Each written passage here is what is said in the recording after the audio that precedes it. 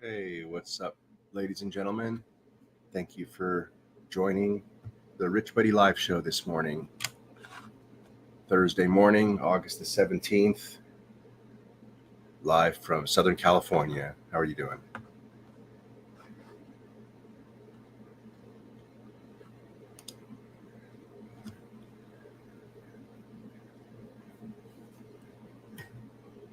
Grab your coffee. Let's hang out a little bit.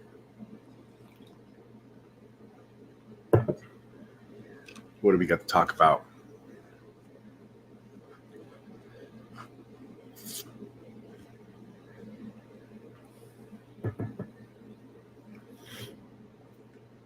Not much watch news. There never is much watch news. Prices seem somewhat stable.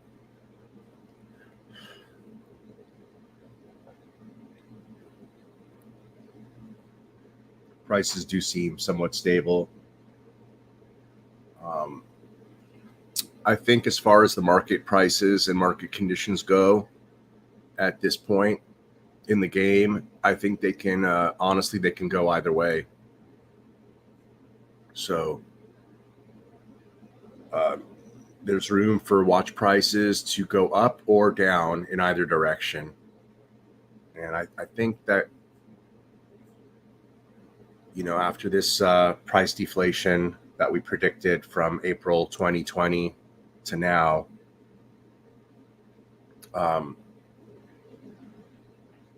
the watch market is definitely soft. It's softened. And but many of the pieces that we all like have been discontinued and or are still in very limited production. So that's artificially keeping up their values.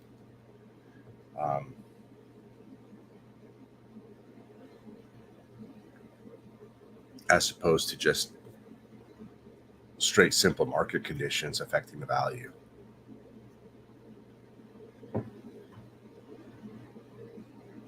It's too bad the 5711 has been discontinued, right?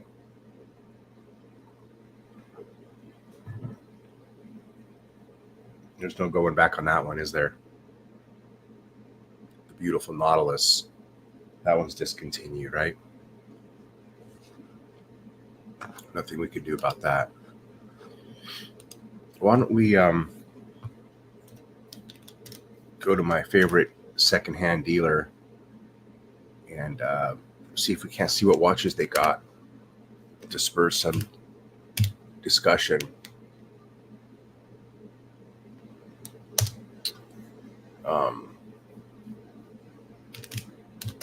Let's see if I can't pull them up here.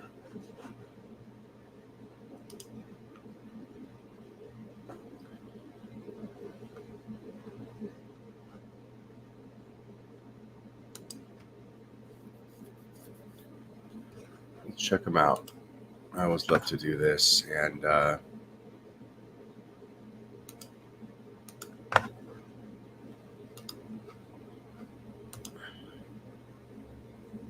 see what we got.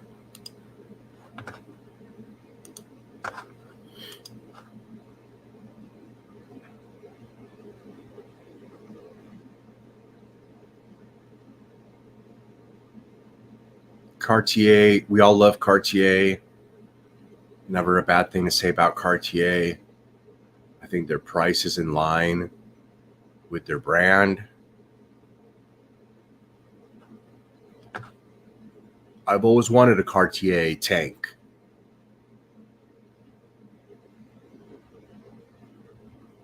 Not something I'm sure I'll ever get, but it's a watch I do I do like. You guys like the Cartier tank?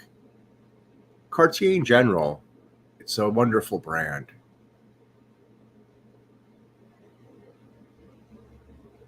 Same with Panerai. I've always loved Panerai, but their watch cases are a little too large for me. I'm particularly fond of the vintage Panerai watches, the TV box cases.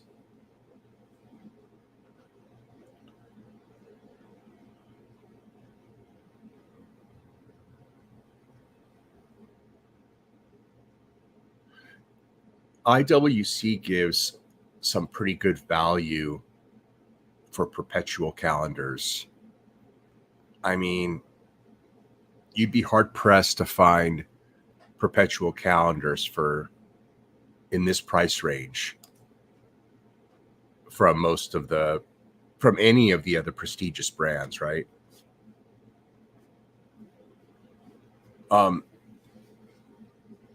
The people who know me know I'm in love with the IWC Pilot's perpetual watch, the one that's got the two airplanes on the dial. I love that watch. The contrast coloring on those dials is great. The whole layout on those IWCs are great. They're in-house, which not all of IWC's in-house. You have to make sure you get the right ones, right?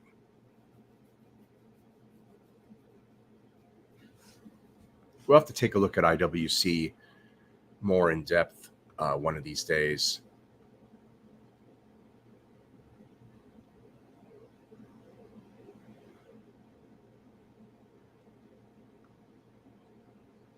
There's the famous Chronometra Blue.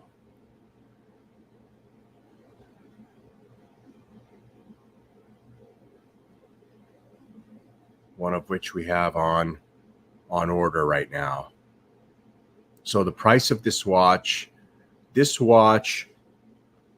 I believe went up as high. I don't reckon the highest point of this watch. I want to say 108,000. I want to say, but it was at 100,000 for much of this time. It held 100,000 for much of this time, and now it's at 84.5. So we've seen some depreciation in this, a 15% depreciation over, I would say, a 6-month period. So that's what we've seen here on the FP Journe secondary market, maybe a 15% drop over 6 months. That's somewhat of an indication of the market softening, less money flowing in the system. Wouldn't that be true?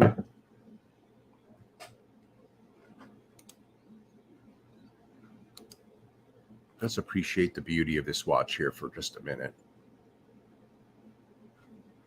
Let's see if there's any comments from any of you guys. Nope. You're just watching? Okay.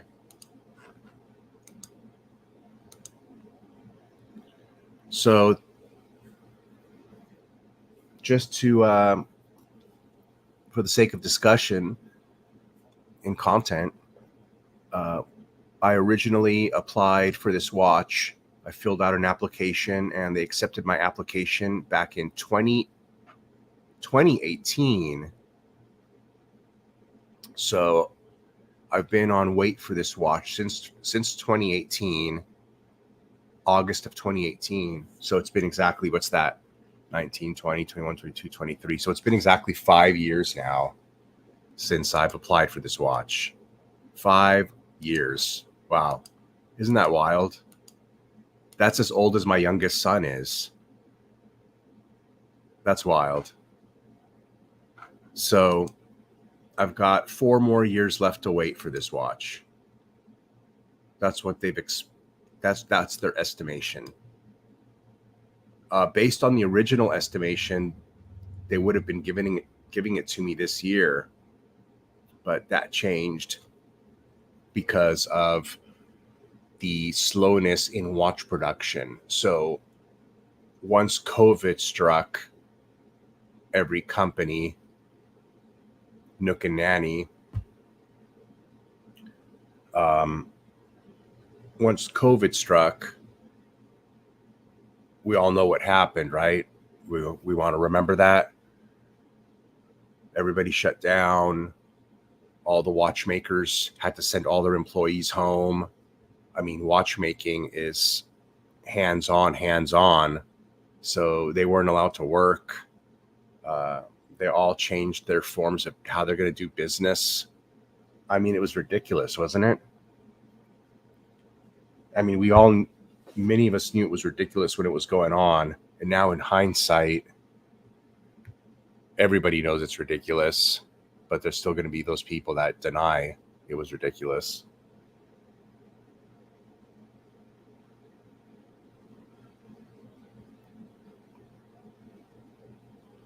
And hell, we lost a lot of people that we know over the last 3 years, some to the virus, some not to the virus. Hell, our watch pal, Blue Shirt Buddha, could have very well been a victim of that vaccine or that virus. We don't know. Truly don't know. That was right around that time. So all of that crazy stuff happened. We had a heartbreaking couple of years, and so did the watch industry and the watch community as well. And now you have limitations in production, and nobody stepped that up since then. So they slowly went back into their old modes, but every company, for the most part, well, at least all the independents had to rethink how they're going to do business, right? Rolex, I would say all of the big watchmakers had to reinvent how they're going to do business a little bit as well, right? Online, how are they going to deal with production, demand? I mean, there's a lot of things to figure out, right? But they knew they were going to survive, and they know they're going to be around, right? It's the independents that really had to face the music. Isn't that true? Most of these independents are independently wealthy, and that's how they are able to even fund their brand, right? So these guys take a hit during times like this immensely, So in short, those are the reasons why the wait time doubled on this watch for me. So prior to COVID, the wait time was 4 or 5 years. Post COVID, they called me back and said,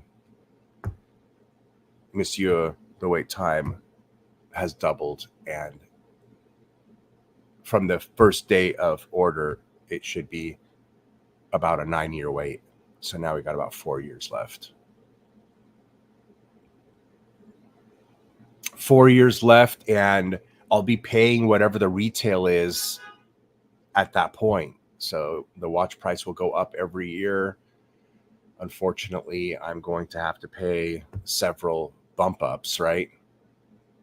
I think the watch was at around 26,000 when I first order it, and I'll be honest, I don't know how much it is now, but I know it's over 30.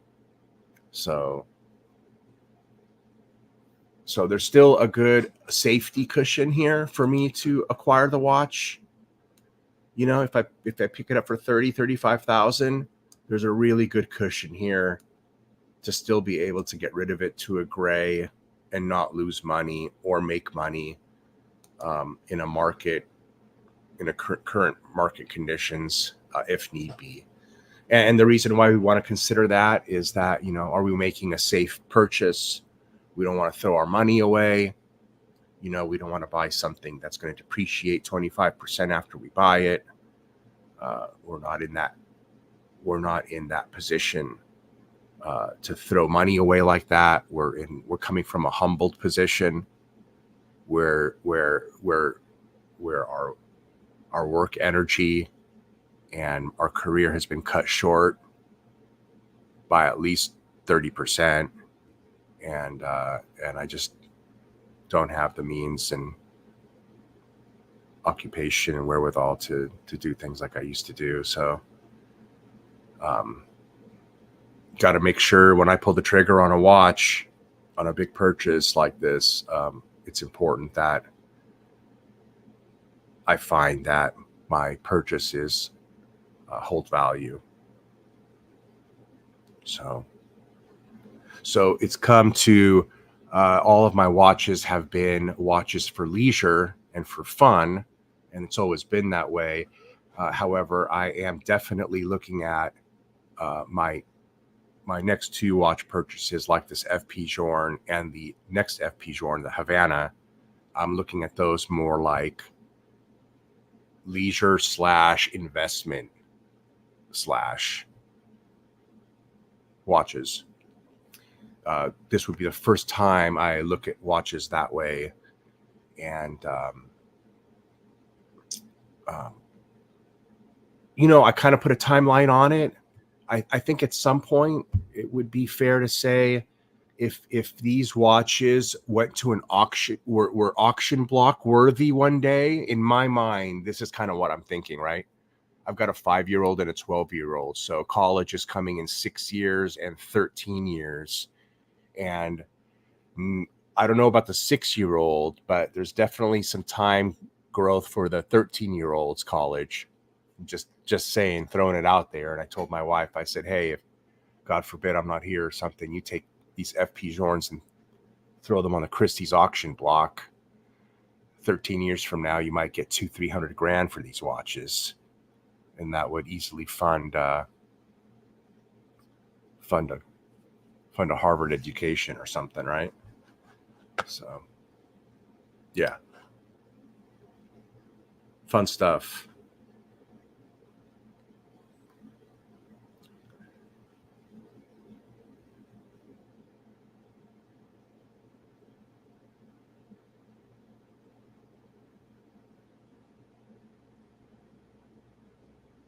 Daniel Roth.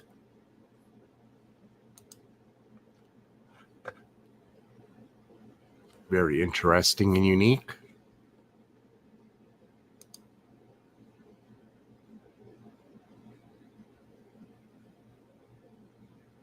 I love these tiered cases.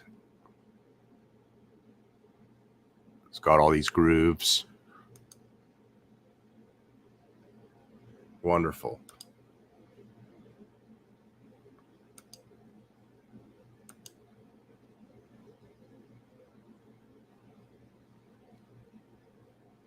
That's a beautiful watch.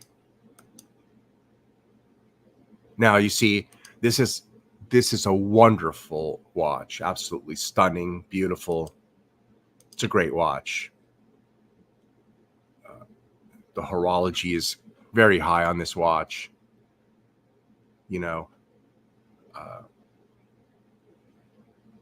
But for someone like myself, where I have to come from a humble position of purchasing a watch, I can't afford to buy a watch like this.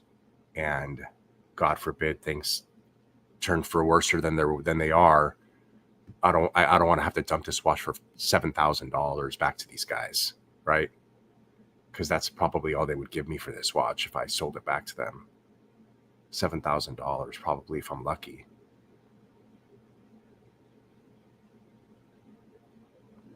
We've been fortunate enough to have a wonderful taste in watches. So I've been fortunate enough. I've been blessed with the ability to pick nice watches. Let's just say that. my opinion of what a nice watch is, of my opinion, strictly my opinion of what a nice watch looks like, my opinion of what a nice watch should be, of what it is, of what a nice watch is, of what a nice watch, a watch that's in demand, that everybody wants, watches that I like personally, happens to be the trend everybody ends up following. Nobody's following me personally, but I just so happen to identify or pick the watches that I like, and it just so happens that the rest of the world likes the same watches that I buy. And it's happened that way since the day I bought watches. So every single one of my watches has been bought, almost every single one of my watches have been bought at retail prior to any hype. And it's just a simple matter of I bought all my watches in good taste. So there is no other reason why my watch collection is every single watch in my watch collection. Well, I can't say that either, but most of the watches in my watch collection are considerably worth more than they were when I bought them. It wasn't planned that way. Just, I guess, the rest of the world did it. The rest of the world did it to me. And yeah, so same thing with FP Journe. You know, I'm not sure. Oh, you know, it would have had to have been Tim Masso that had to have gotten me into FP Journe. I can't think of how else I may have been turned on to FP Journe. It had to have been through Watchbox. I'm pretty sure. And that was a great turn on. And the fact that we got in that brand before they went boutique only and canceled all their ADs after COVID. You see, things change. Things change in the watch market, especially in the independent front. It was nice to get in with FP Journe before they closed the door. So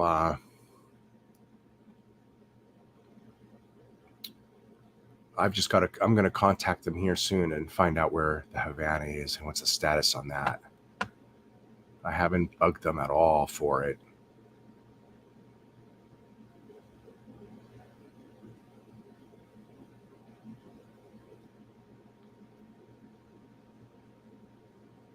This is my favorite Vacheron Sports steel. I like the complications on this one more than any of the others. The date wheel, the 24-hour marker,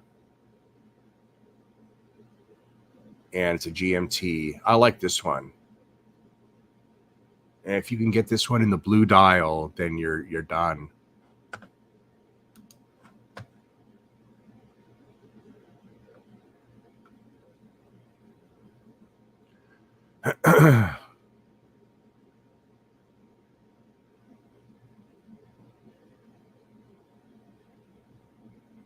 Ooh, look at this. This is pretty. How about that? Isn't that nice?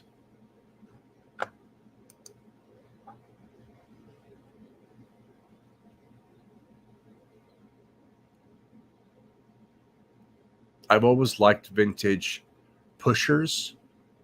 These pushers right here, this style. That's what we have on the that's what we have on the Snoopy. Same pushers, the vintage pushers.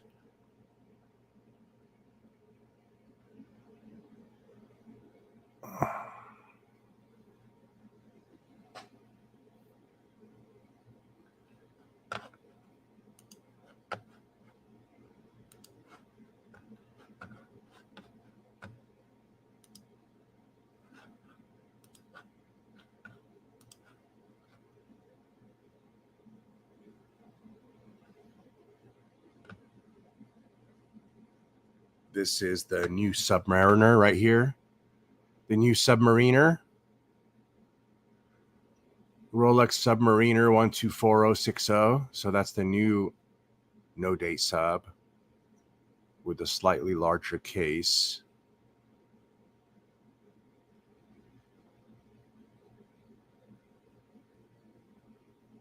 Actually, the case is smaller. Didn't they make the case smaller? I'm sorry.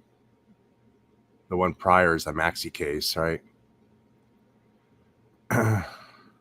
Why did they do that? Why did they do that? I think the maxi case is the better version. The 114060. Is that the model number? Which would be the... Is it a 42 millimeter?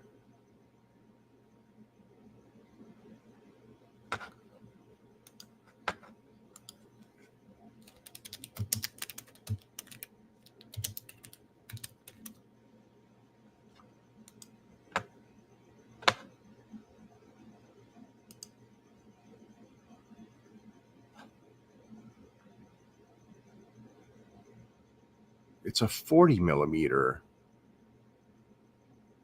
It's a 40 millimeter. So they designed the case differently, right? It's the older one is the maxi case. I kind of forget what the reasons were for what all the changes were. All right, let's get past that.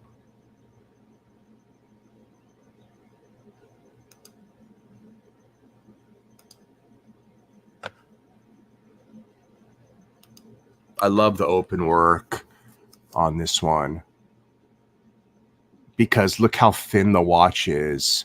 So the open work on an ultra thin watch is to die for. I mean, seeing open work on such a thin mechanical object is pretty incredible. I think that's the highlight of this watch. Look at the moon phase at 6 o'clock, how it's a sawtooth blade all around it. Isn't that pretty? I've never seen that before. I may have, like Richard Mille or something. Some of those edgy brands might have something like that, but I don't know if I've seen that. I like it.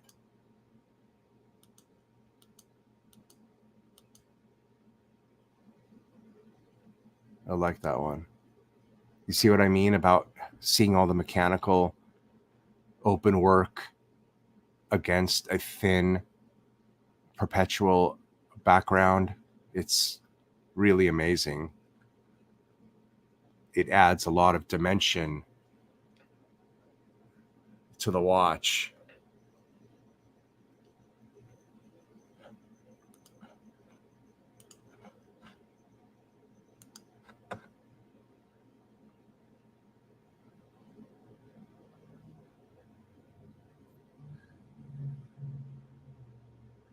This is one of my favorite Pateks that I don't have, that I've always wanted. Like, if I had 20 G's just to drop today, you know, like out of nowhere, and it was like $5, I would buy this in a heartbeat. This would be a Patek that I would definitely have in my box and never get rid of. This one specifically, exact same colors. This specific one right here, I love this one. This is their best gondolo. They have a blue dial one that's absolutely stunning, but you can't wear it.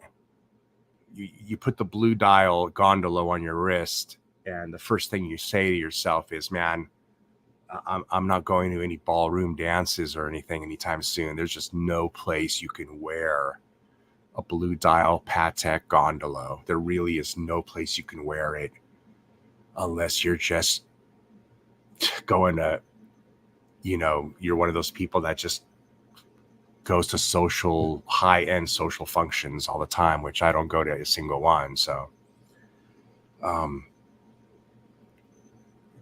can't bust out that blue dial gondola. If you've ever put one on your wrist, you'll know what I mean. The strap itself puts it in a different league. The blue strap on the blue gondola, just the strap itself makes the watch unwearable as a casual watch. That's how that watch is. It's funny too, because I've tried on so many watches, so many high-end watches or six-figure watches, but it's that one that made me feel the most like I couldn't wear it.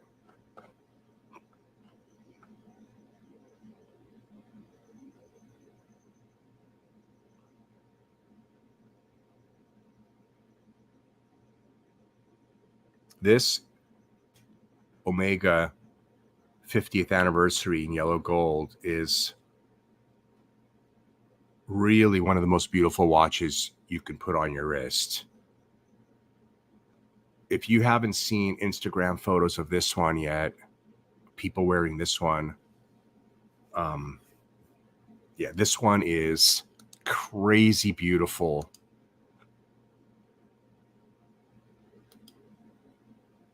This on the wrist, this looks more beautiful than any president you'll ever find. None of these pictures do justice for this watch. This watch right here is incredible. I think it's Patekaholic on Instagram, but he wears this one sitting in his Mercedes, and those shots that he took of this watch on his wrist, they're just to die for. This is a better looking gold watch than any gold watch Rolex has ever made. That's for sure. One thing about Omega's gold watches is their bracelet. The style of their bracelet makes the gold. It just works really well with yellow gold. It looks so good. The style of the bracelet. It fits really well. 42 millimeter too. You're not getting shorted on case diameter. That's for sure. 42 millimeter. It's interesting though, isn't it though, that Omega's precious metal watches cost so much more than a Rolex precious metal watch. And why is that? You know, we talked about this in my last stream. Apples for apples, comparing value between watch brands and how some of them are out of whack. We talked about that a little bit last time, didn't we? How does every Rolex gold watch happen to be $38,000, including all the presidents, right? For the most part, all of their gold watches are $38,000. They were $36,000 for the longest time. But I think with the recent bump ups, I think they're at like $38,000 now. But even the Skydweller with complications, they're not asking $46,500 for that at MSRP at Rolex, right? And this is granted, this is a chronograph function, but what Omega is not a chronograph, right? I mean, pretty much that's like what Omega just, you know what I mean? Omega's chronographs, right? You know, not like Rolex. Rolex is just the Daytona, but Omega just makes so many chronographs. It's like, it ain't a special complication is what I'm saying. So it's not like you really should be paying too much extra for it when that's all they make, you know? So, although they are giving you the gold they are giving you the bells and whistles on this 3861. So this is basically an 861 movement that's been facelifted with gold.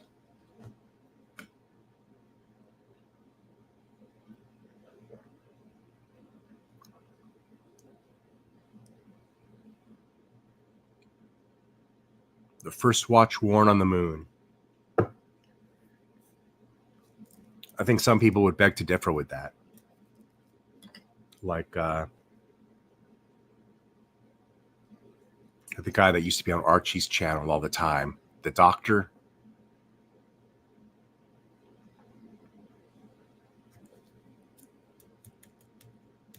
I really am not sure about that one, to be honest with you. If we did go to the moon, I think we went later. We didn't go on that first trip. I think the first trip was hogwash. And if they finally figured it out, then maybe we went on the other trips, and the other trips were real. But there's no way the very first trip was a real trip. I think that was propaganda. And then maybe they figured it out a couple of years later, and all those other trips were real. But I don't know. I wasn't there. I just owned the watch.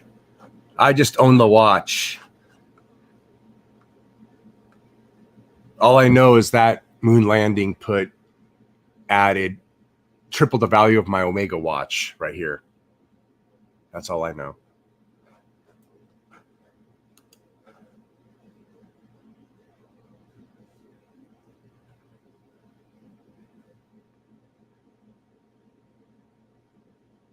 Oh, so here, look at this. Here's an interesting find. Platinum Ice day date. And this is a new one, year 2022. So this is a great reference. So we know in general what an ICE president is going for. I want to say these were probably going for 75,000 at their maximum. Bud the Stud would be able to answer that to the point. But I do think we saw about 75K on these. And so if these have softened, they've softened quite a bit.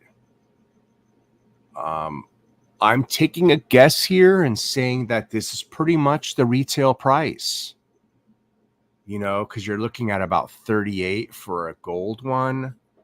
You know, the platinum ones come with a considerable premium. Certainly 46,000 at least MSRP. So if this isn't the MSRP, it's at least MSRP plus tax. So this is at least no more than what you would be walking out of paying directly from a Rolex dealer, in my opinion. So this is probably fair, because you probably can't get one of these if you go to Rolex anyway. So that's interesting to see that the platinum presidents are going for MSRP in the secondary market. That's actually a big consideration for me to absorb right now going forward.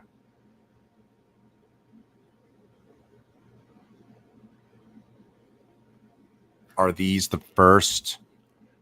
sort of the first really hyped watches that have come down now to their MSRP price? Is that what we're looking at right here? Is this it? Because, you know, the other watches haven't come down to MSRP. Daytona, Hulk, Batman, not even the new ones, like the left-handed Sprite, right? So is this the first watch class to go back down to MSRP? The ICE Daytonas? I mean, the ICE presidents? Very well could be here.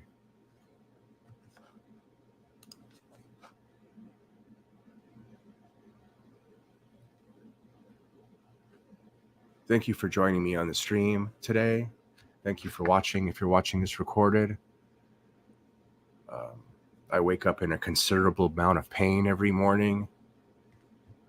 This morning, no exception. Sometimes I'll post streams and cancel them because I can't go through with them. And it helps me to do these streams. It takes my mind off of the pain, and it gives me something to do as well to keep my mind off it. So helps me get through it. So thanks for joining me, and thanks for being interested in luxury watch content. Not many people are interested in luxury watches. It's a very small niche group. So we're a very small niche group. For one, not many people have the money to buy these things. And for another, of the people that do, not as many as you would think have an interest in watches. So thanks for joining me. Give this a thumbs up for the watch community. For Rich Buddy, give me a thumbs up. All right. And there's that Sprite we were just talking about, right? 18.9. So, you're about what, 10,000 over retail on this? Or double retail or something like that? This is an odd looking watch, isn't it? It's an odd looking watch. And another odd thing about this, besides it being left-handed, in my opinion, another odd thing about this watch is that the green is on the bottom half and not the top half. It's kind of throwing me off a bit. Do you think the green should be on the top half as opposed to the bottom half of this bezel?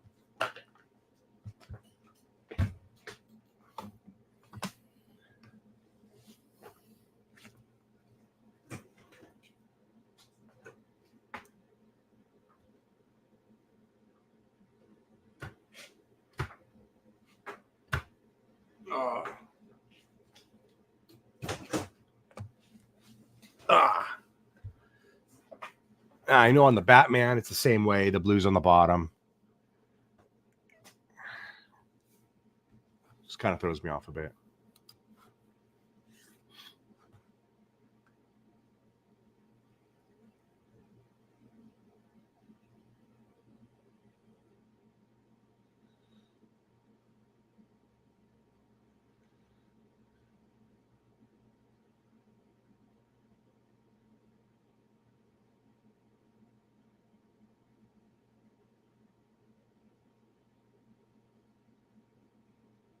Here's a new Calatrava. Interesting.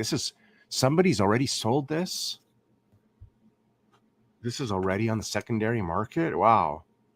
What do you guys think of this one? This originally was an unwanted style of Calatrava, and they discontinued several versions of this.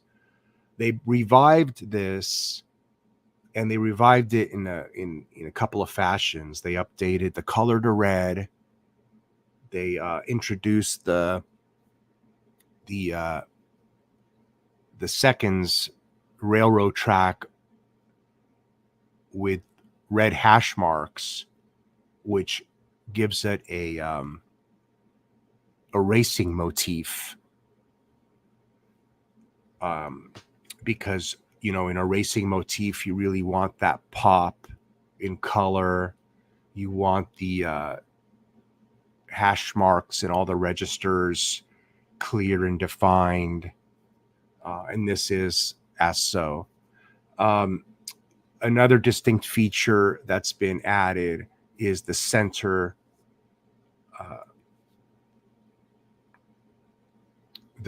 design there. Forgetting some of my terms, I'm sorry. That comes from their limited edition build.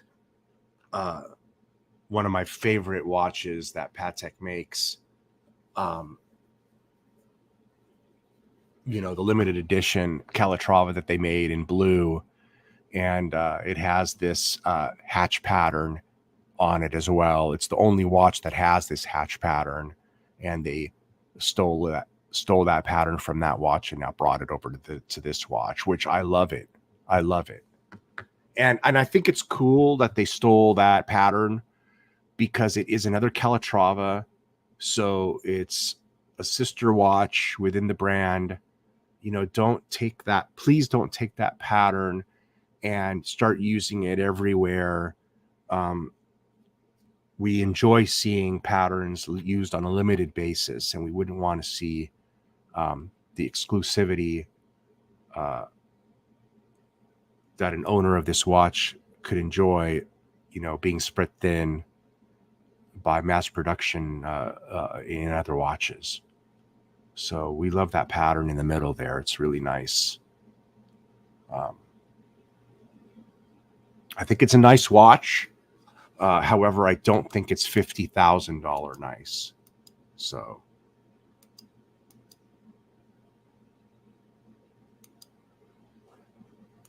I don't think it's $50,000 nice.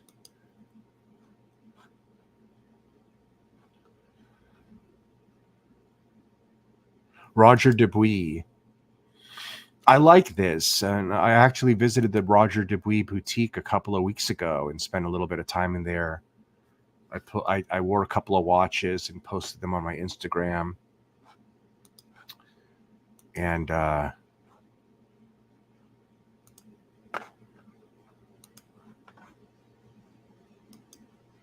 the craftsmanship on these watches is, the guy could be proud of his craftsmanship. I can tell you that. It's extremely fine. Roger Dubuis was an apprentice at Patek Philippe, as a matter of fact. So he learned from the bests. He was one of the best there. So he left and made his own watches, right? Imagine that. So he's legit.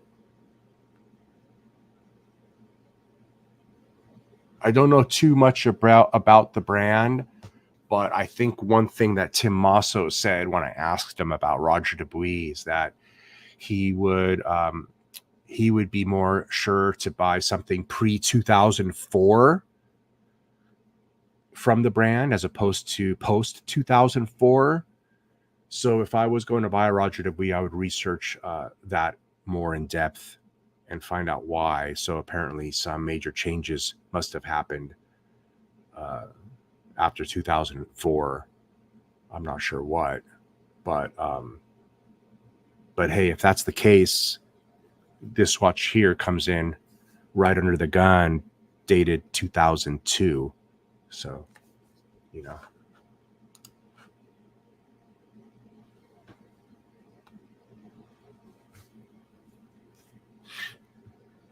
This is the least expensive Patek Philippe you can get into for the most part. I mean, yeah, I know you can get Calatravas, right?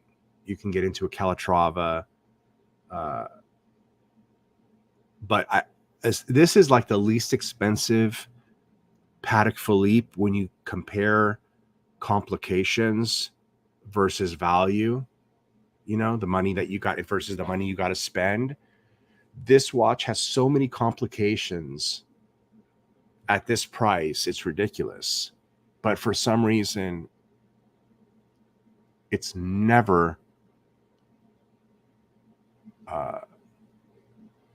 to be honest, 28,000. I've never seen it so high in price. It's kind of remarkable that it's at 28,000. But this watch has always been tough at holding value. I just don't think people like the way it looks. It even has a micro rotor. I mean, look at that. It even has a micro rotor. So it's like a beautiful watch. Certainly, but it definitely gets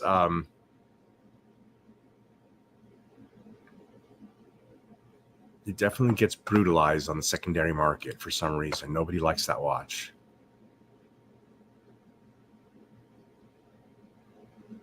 There's your Aquanaut for 5-1. Your Aquanaut, your basic Aquanaut for 55.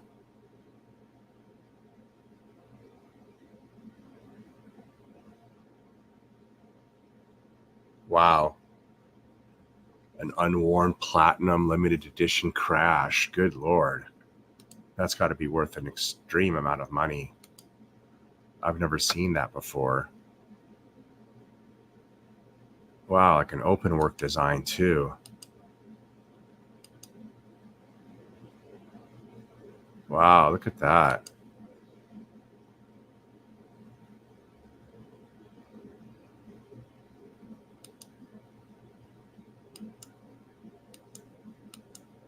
You know this watch is special, don't you? If you're a watch connoisseur, you know that this watch is special. There's a lot of history behind this watch. It's an icon in the watch industry. This watch is iconic.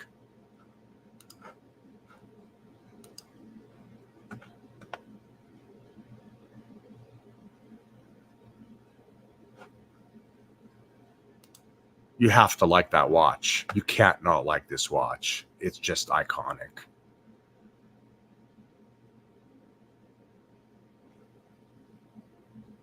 Ooh, look how pretty this is. This is really stunningly gorgeous. Look at that dial. That's fun. This is a fun watch. Omega wins the contest when it comes to fun watches, right? Definitely. Omega wins that contest all the time. I mean, you know who else too? What's that one that makes the clown face? I know it. It's on the tip of my tongue, but I can't say it because I'm gonna mess it up. Chokin. I don't remember the name. How do you say it? But the guy that makes the clown face watches. I mean, those are fun as well. Fun watches. That's beautiful. Look at that. It's like a blue ceramic case. Isn't that beautiful? Even the special design on the buckle. Look at that. And it's got a quick release button to release it on the deployant. Isn't that beautiful? I love the deployant. It preserves the leather strap. The leather strap will last forever. You don't have to replace it.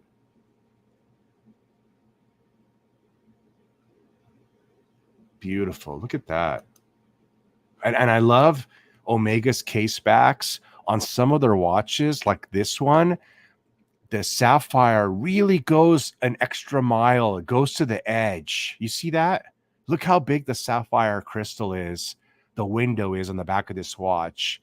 It really goes an extra few millimeters out more than any other sapphire crystal. I mean, they have the biggest sapphire back crystals of any watch brand that's out there, hands down. Nobody can dispute that. You look at this here. This is the largest sapphire back crystal you'll see on any watch. This is a perfect example. I love that. It's almost like it's like a bubble.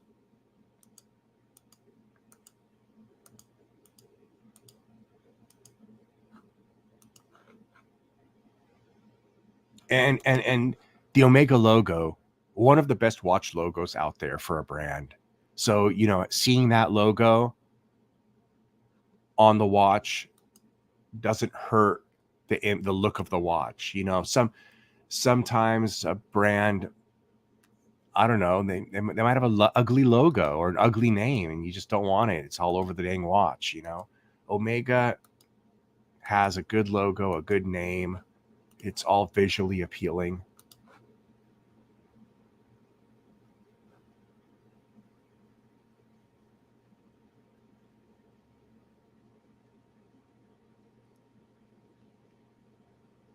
Rainbow President. Man, that's a good price. Look at that. $80,000.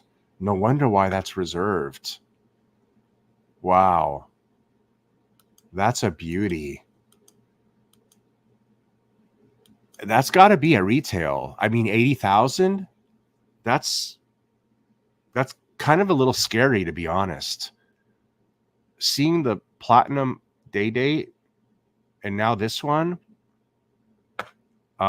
this is kind of what is happening a little bit. What I told you to be careful and watch out for.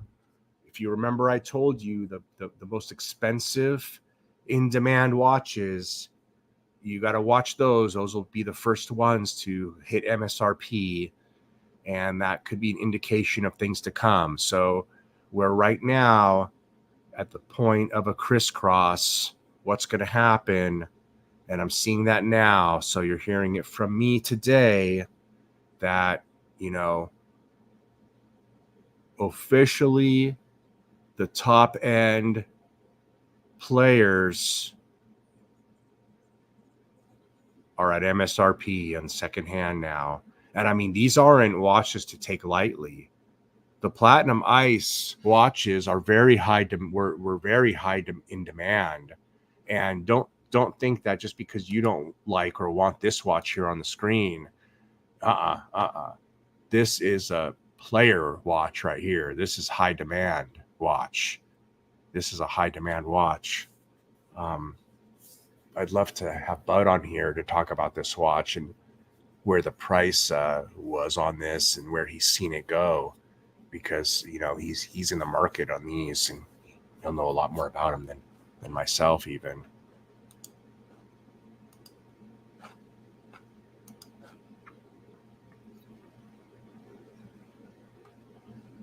So be a little careful what you're buying right now. You might want to hold off for 6 months and see where things go after Christmas into January.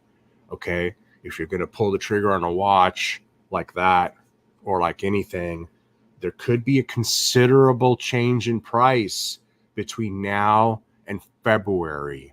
Okay, 6 months from now, there could be a significant price differential. So we'll come back and look at these again in 6 months, and we'll see, are these ICE Platinums at MSRP secondhand? Are these specialty gem watches, are they MSRP secondhand? We'll have to have these discussions.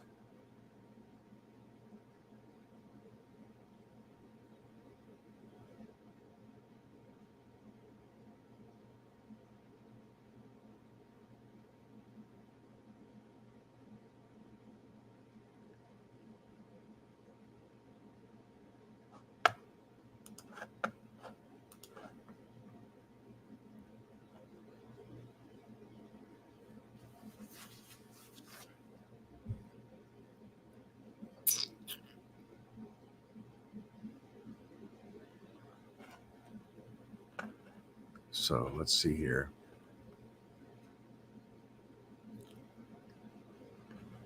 Hisham Habib, what's up, buddy? How are you doing, man? You're looking good, bud. Hope you're doing fine.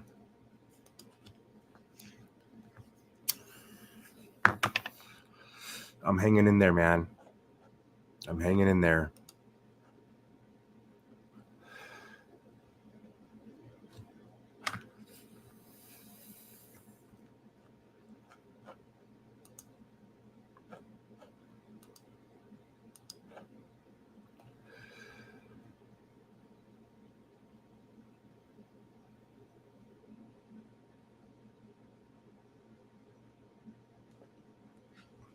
What else we got here?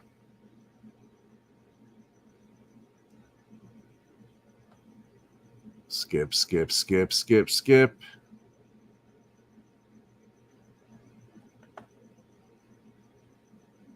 Let's look at this. Just curious about this one. Limited edition. Why? Pretty watch. Limited edition. Case back engraved. Oh, it's a Hunter case back. It opens up. You see that? It opens up.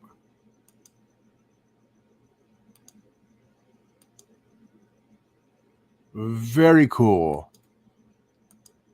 Very cool.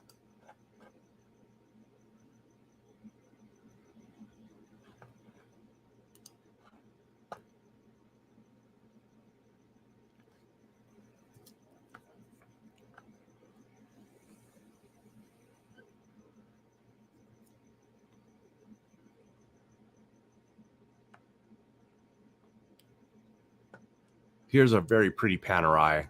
I like this. Look, these are a little too big for me, but that's a great looking watch. That's a good one. That's a good one right here. I like that.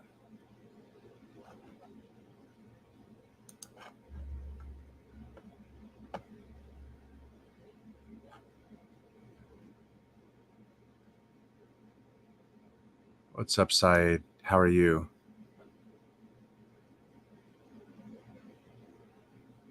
What's up, Big Tony? No, I don't. Man, I can't really live stream much anymore. Do anything like that.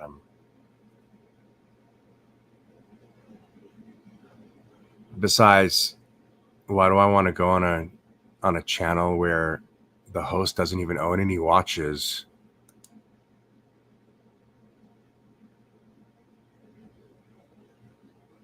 Detroit, what's up? Thomas, hey, what's up, Thomas?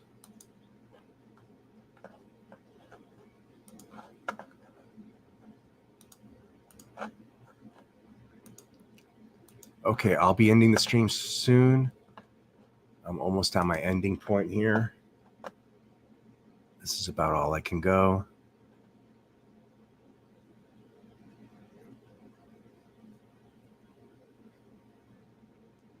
Yeah, look at these Panerais, 44 millimeter, and this one's 45 millimeter. I mean, they're beautiful watches, but man, you know, this is why Panerai is popular with some of the big movie stars that you're familiar with, like Sylvester Stallone or The Rock, Dwayne Johnson, right? Don't those guys wear Panerais? Because they've got such big freaking arms and wrists. They can't even wear a Rolex. They can't even wear a Rolex. You never seen a Rolex. Well, yeah, they do wear Rolexes, but you know, but they wear these Panerais because they got such big ass wrists, man. You know? I mean, I'm 6 foot. Well, I'm 5'11" now. I lost an inch. But I'm a pretty big dude, and I can't wear a Panerai. Oh wow! Look at the price on the ceramic Daytona. You're kidding me? 28 grand? Whoa! That's a huge drop since we were last looking, isn't it?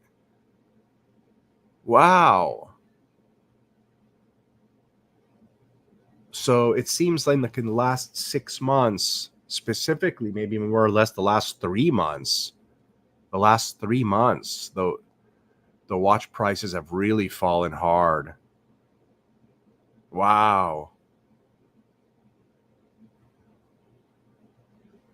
28 grand. Whoa. I mean, if you want a Daytona, I guess you can go buy one now. Okay, so I'm going to be really curious in 6 months in February to see where this price is at from 28K. I'm going to be really curious to see where we're at. Wow, that's going to be interesting.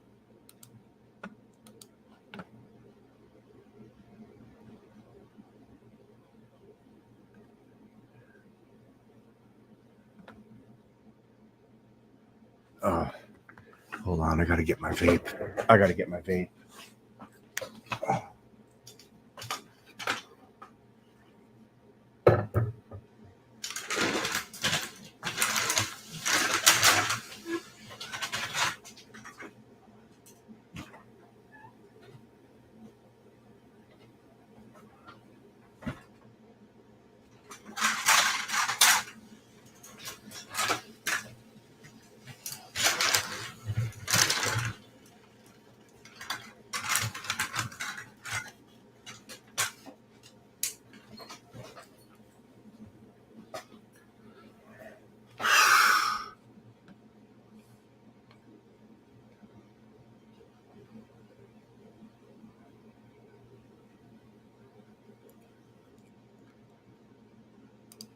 Look at this one. This is pretty. Wow. Goodness. I'm not a fan of Breguet. I've never really hated on the brand, but I've always said that I'm just not fond of the brand. But this is the kind of Breguet that I would like right here. This is the kind of Breguet I would like. Wow. Just wow. That's remarkable. That would be a great world timer to have.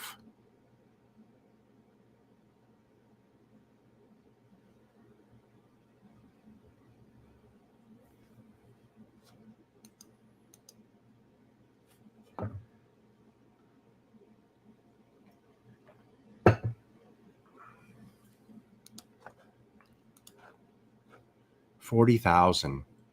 That's about asking price for a world time watch. If you want to get into a world time watch, you're going to be spending about $40,000. IWC, Breguet, Jaeger-LeCoultre. You're going to be spending about $40,000 to get into a world time. I've shopped world times. That's one of the watches I'm missing in my collection.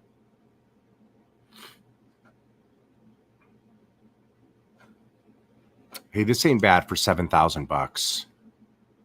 Limited edition. It's got that Paul Newman dial.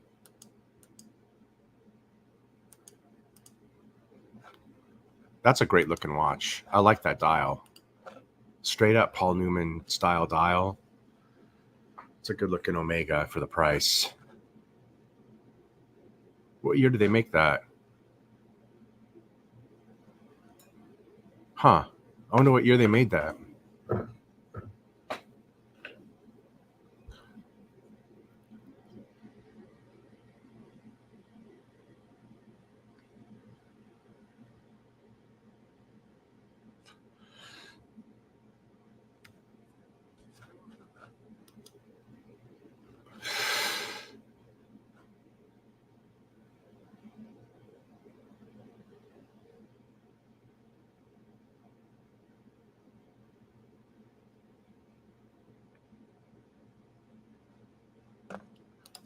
Gorgeous. Look at this one. Gorgeous. Gorgeous. I don't know if you can see the dial. Maybe there's a close-up of the dial. Yeah, look at that. Wow. Wow, this watch is pretty.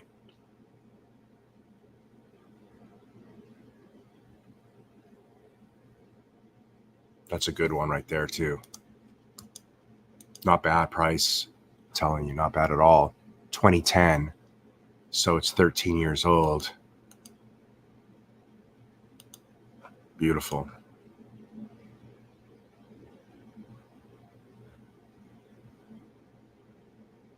That's a winner chicken dinner right there.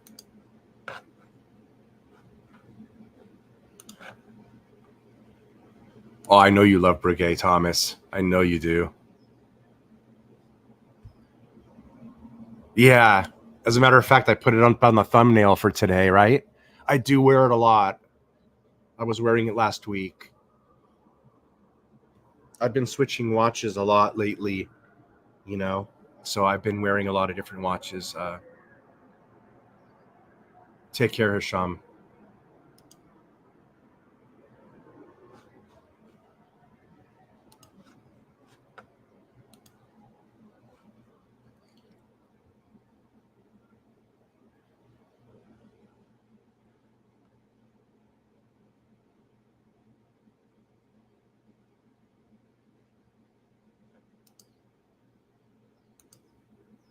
Ulyss Nardin. Ulyss Nardin is very famously known for making mature audience only watch dials. They make X-rated watch dials, big time.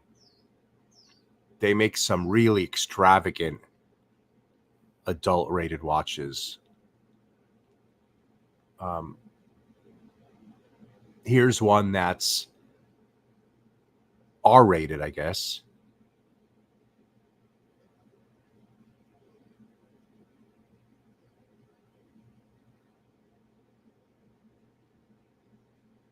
A mermaid saving a naked woman, half-naked woman from the depths of a diving shark. A great white shark. Pretty cool. I mean, there's a lot of craftsmanship involved with that. Don't think not. $20,000 worth, as a matter of fact. It's beautiful. It's beautiful. Look, this dial, you understand one thing. Photographs don't do enamel dials justice. You know this is an enamel dial, right? So whether you like it or not, it's going to be absolutely gorgeously, stunningly beautiful in person. You know what I mean? It has to be. It's an enamel dial. This thing's probably freaking gorgeous. I think it's cute. You know, it's not nasty or anything. They've got some nasty watches. I know you guys know what I'm talking about. They've got some nasty watches where the peg goes in the hole when the watch strikes midnight. You know what I mean? This is very modest. It's cute. It's a cute watch. I mean, if you're looking to get into specialty art watches, man, 20 grand's not a bad way to go on a Ulyss Nardin. These things, I have no doubt that went for much more MSRP, and that's at a big hit.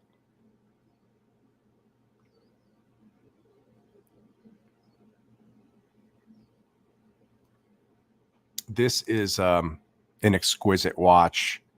Again, we said we like Cartier. We've always loved Cartier. This is one of their most exquisite watches I've ever seen. It's very pretty. I love the crown, the jeweled crown, mind you. It's a jeweled crown. It's absolutely stunning, the open work on this watch. This is a great, great watch.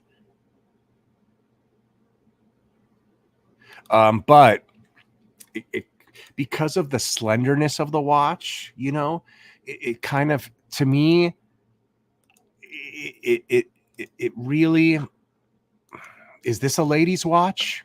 I think it's a ladies' watch. Very cool ladies' watch, but it's not a gondolo. It's not a gondolo. A gondolo is a little bit more robust, a little bit more masculine, a lot more masculine. This is thinly elegant, like a woman's wrist. So I'm going to say this is definitely a woman's watch, a lady's watch. Wouldn't you agree? As much as you'd want to wear it, fellas, you got to leave something for the ladies.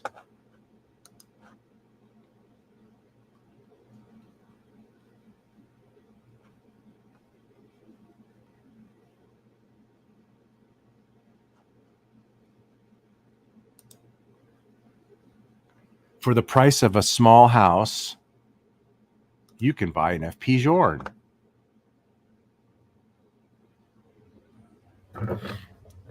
You gotta love this one. So, FP Journe watches.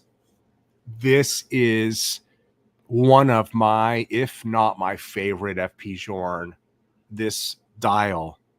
I love the everything they've done on this one in particular, but this dial. I love this dial, the one that has the date. What do they call that?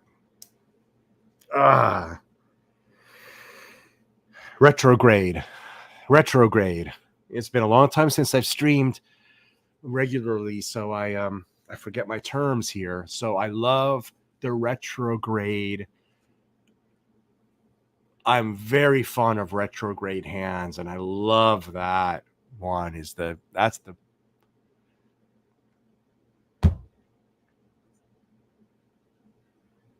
Vacheron and Patek make some of the most remarkable retrograde dials. But this one in particular really blows the socks off so many things on so many levels. I also love the seconds subdial here. It just looks like a baseball without looking like a baseball, but it looks like a baseball. And I just think it's a really cool. It just comes together very nicely.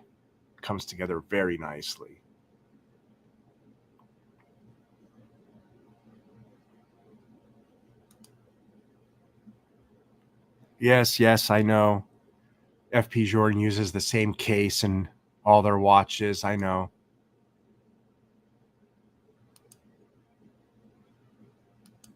You're either with it or you're not with it. I guess that's all I can say. They don't spend time on their case designs per se. They're interested in the watch.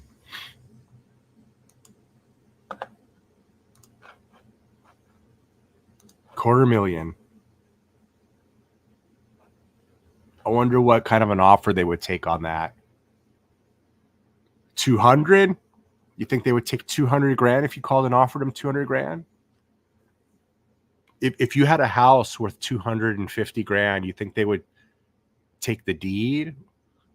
If you called them and spoke to the owner of this company, because it's a private company, you told them, I'll just hand you over, I'll just have my attorney, my real estate attorney, I'll sign my deed over and send you my deed, and you send me the watch. You think they would do that? Holy shit, man. A watch that costs enough to where you can turn over a real estate deed. Think about that. That's another level, isn't it? Thumbs up. Thumbs up to another level. Maybe we'll get there one day. You always have to leave your ambitions out there, no matter what your condition.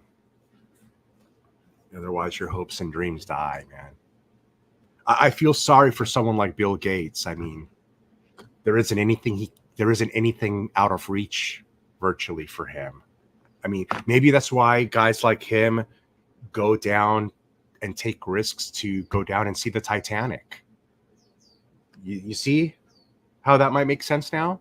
Maybe that's why they do that, because they've got everything. Now they're pulling at straws to reach past the material world, I guess, and to experience material places now as opposed to material objects, I suppose.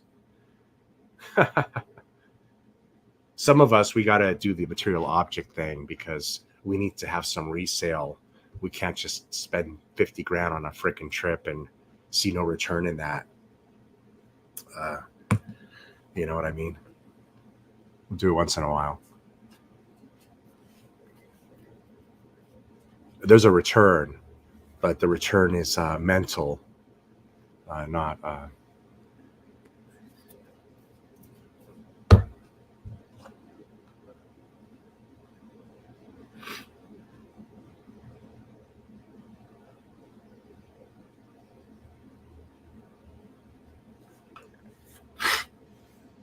all of these watches, I'm sort of passing them up, but I'm not.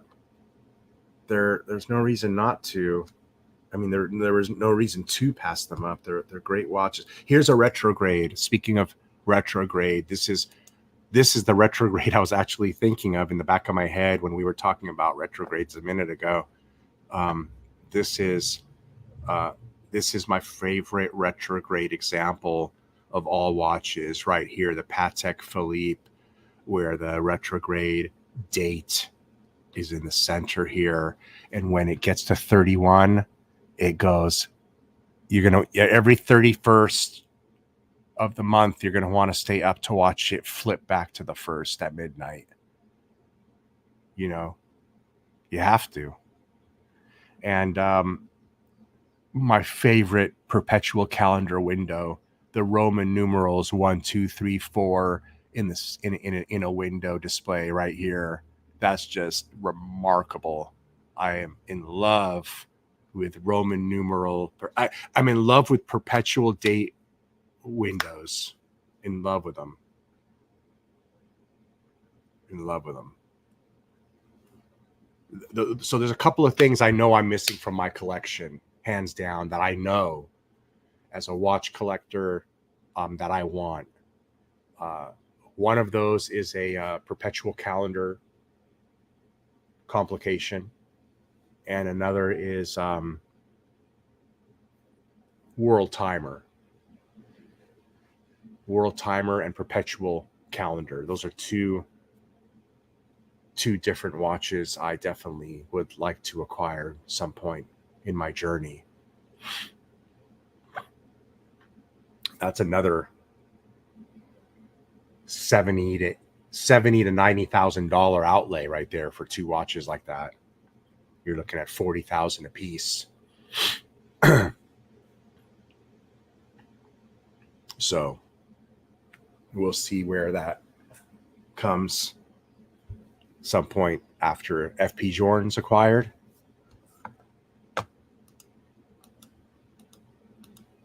Hunter case back. Very beautiful mirrored case.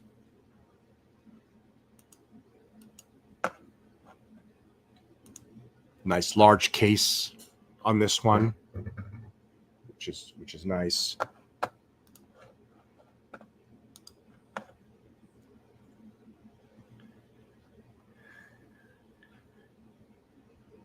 Now, I was going to cut the stream here, but I got a little too excited looking at some of these watches. You know, I really forgot how much I love watches. Sometimes I'm just in so much pain, man. I just don't love anything, to be honest. I just try to love my kids. I don't have much energy to love anything else anymore. I can only love what I can just reach now. You know what I mean? So I kind of stopped streaming. It's difficult to sit upright. I forgot how much I love these fucking watches, man. I just love talking about them. It's very difficult for me to be on a sustained schedule, for me to get Bud as well. You know, Bud works hard. You know, Bud's a player, and I'm available. Bud's not available. It's difficult to get Bud available, and he hits me up, but I'm in too much pain to do streams when he hits me up most of the time. He does hit me up, so it isn't like he's not around. He does hit me up once in a while. It just doesn't happen. So we'll try to make it happen. I miss talking to him about watches for sure. Man, these independents have gone down a lot. Look at this. Daniel Roth, 26,000. I'm even kind of surprised this AP for 35. I mean, it's a complicated AP. It's got a 24-hour dial, power reserve, date. Holy Christ, it's even got a GMT. It's got a whole second clock. And the 24-hour indicator is for that second clock. You see, for that second time zone. What a great watch. This is two watches in one. And for this to be going for just 35,000, man, I'd love to have Bud on here to discuss this. I mean, granted, it's 10 years old, but you know, the age of a watch really has nothing to do with anything, right? You know that. Whoa, here's a Chronometer Blue for 77 grand. Wait, is this the same one that was up here and they just dropped the prices? No. That was a different one, right? They had one up here for 80 something, right? Tell me I'm not crazy. Yeah, 85,000. So here's one for 85. Box and papers dated 2018. Let's see what's wrong with this one. Maybe just a little bit worse condition, more worn.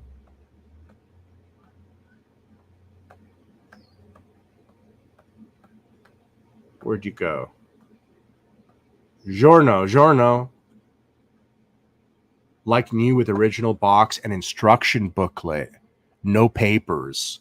So take a gather at that. Take a gander at that. The papers is worth $9,000, $8,000 right there. You see that? The papers are worth $8,000. So if you don't care about the papers, you're off to an $8,000 discount on this watch right here.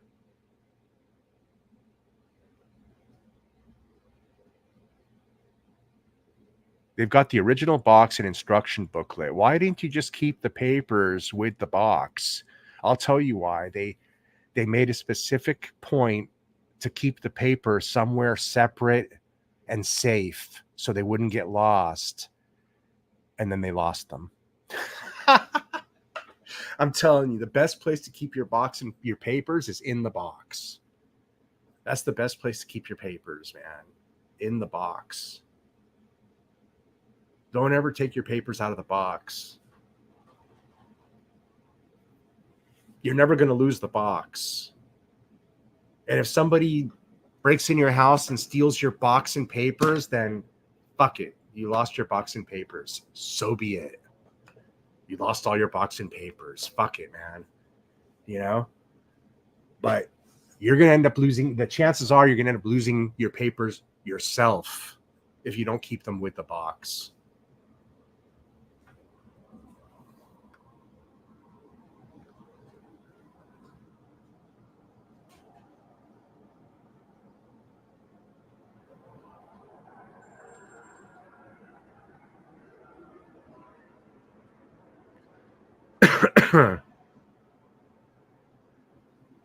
Okay, so let's be clear on this.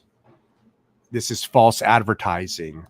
So this is not a transitional. Okay, Omega Vintage Speedmaster Transitional 1969, circa 1969.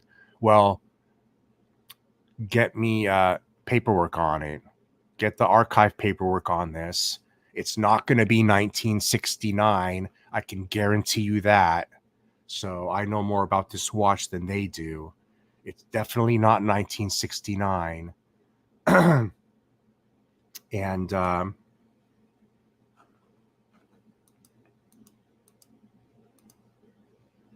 it does not have the metal applied Omega logo. So this was not made in 1969, and this is not a transitional watch. If it was made in 69, you know, there could be a chance it's made in 69, but if it's made in 69, it's going to be made in the back half, the very last part of 69. I don't know if any of the 69 watches would have the painted logo. That'd be interesting to find out on the archive paperwork. But regardless of the date, it's not a transitional Speedmaster unless it has the metal applied logo. And that's a fact. That's an undisputed fact. And right now, I'm literally the only YouTuber or watch person or watch expert. I'm the only one to keep harping on this and keep pushing on it because I'm an owner of one of these, and that is a real transitional. Okay, if it doesn't have that gleaming, shiny steel, if it doesn't have that gleaming, shiny steel Omega logo, you see, there it is. That's a raised metal logo that's inserted on the dial on my 1969 861 Speedmaster. So to make it solidly clear, super simple, easy, a transitional Speedmaster is an 861 in a 321 case. If you don't have an 861 in a 321 case, you don't have a fucking transitional. It's as simple as fucking that. Simple as fucking that. If your 861 ain't in a 321 case, it's not a transitional. If it doesn't look like this watch, it's not a transitional Speedmaster.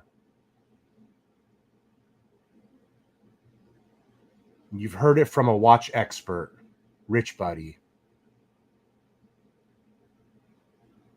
That's the fact. That's the kind of information you get from watching this channel. The real shit. The real information. So you don't get swindled or look like an idiot running around telling everybody, I got a transitional, and you don't know what the fuck you're talking about, right?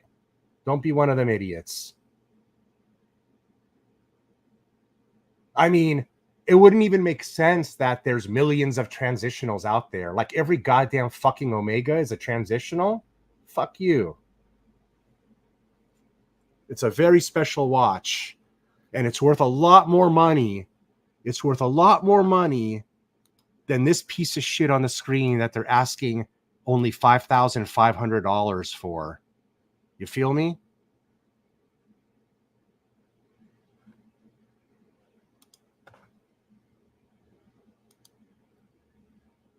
That I'm a little indifferent about it. It makes me mad. It makes me mad. Oh, I lost the screen. Here's what I was saying right here, right? So, right? This ain't a transitional. Certainly not would be worth more than so I'm telling you right here, whether you like it or not, or want to believe it or not, a real transitional like this one in my hand is way more limited than any 321 you'll ever find. There's a very limited production on these transitional Speedmasters. These are worth way more than any 321 out there. Way more than any 321. So if you can find a real transitional, okay, an 861 in a 321 case, go and try to steal it from whoever is selling it, because chances are they're not going to know what they got. They're not going to know what they got. They're going to be trying to sell it for like $5 or $6 grand. Okay. Because they're not going to know what they got, you know, but I'm telling you, this is a highly collectible piece that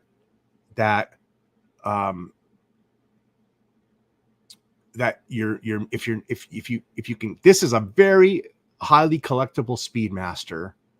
In my opinion, this may be one of the most collectible Speedmasters to get. The history of the story behind the logo and the limited production of it that happened only in just a short few weeks that this watch was produced. I mean, that says it all. It's got a great history, a great story. It's most limited. And the fact that most of the people who own these in the watch world don't even know about this story. It's one of those things where, you know, it's a great find. It's a great thing. It's a great thing. So part of me makes me mad that places like European Watch Company don't know what the fuck they're looking at or talking about. But part of me also is excited about the fact that I'm the one sharing this important information with you. So it makes me feel special indeed. I also found this through Fratello watches. Fratello watches can corroborate everything I'm telling you. So all of my information was attained through Fratello watches.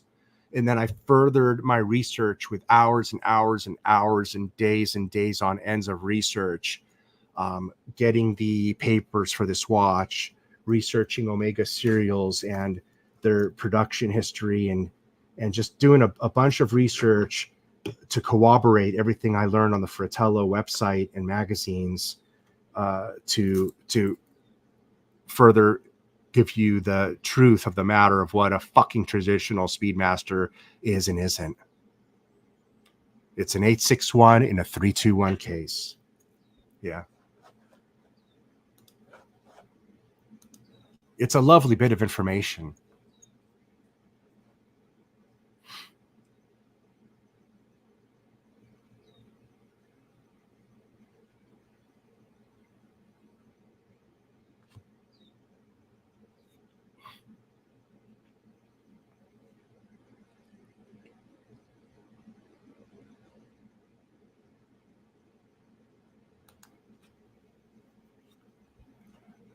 These are a wonderful hunk of gold. They're very heavy because the bezel is very robust on these Yachtmasters. You see that?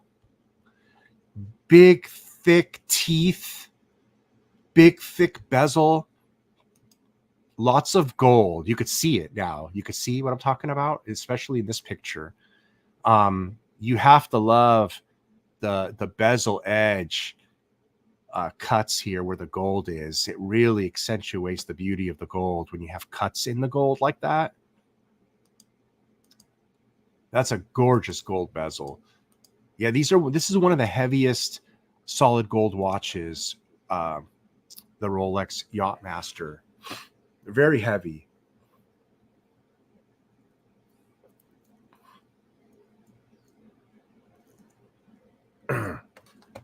I like these Rolexes that have these old paperworks. These old paperwork like this with the wax on it. You gotta love that vintage paperwork.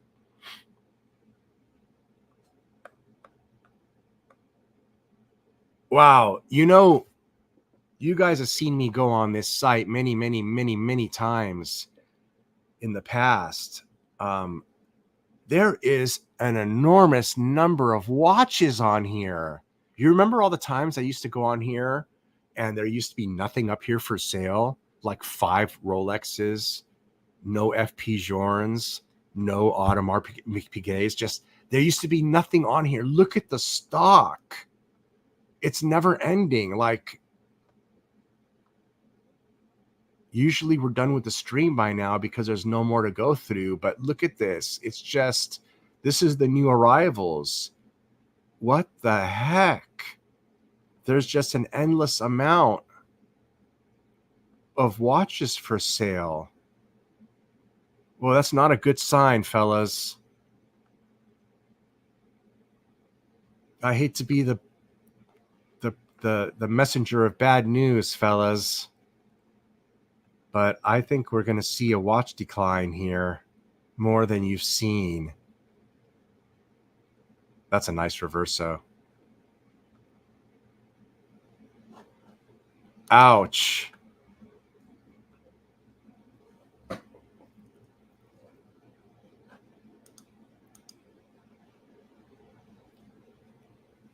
Ouch.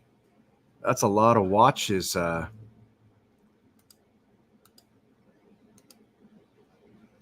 a lot of watches for sale. Oh man, what's going on? That's a lot of watches for sale. No way. That is scary. Oh, I'm not on the watch screen. I'm sorry. Hold on. That's a lot of watches for sale. It just keeps going. Oh, there's the limited edition one where we talked about earlier. They stole the pattern from the center of this Calatrava to put on the new Calatrava, right?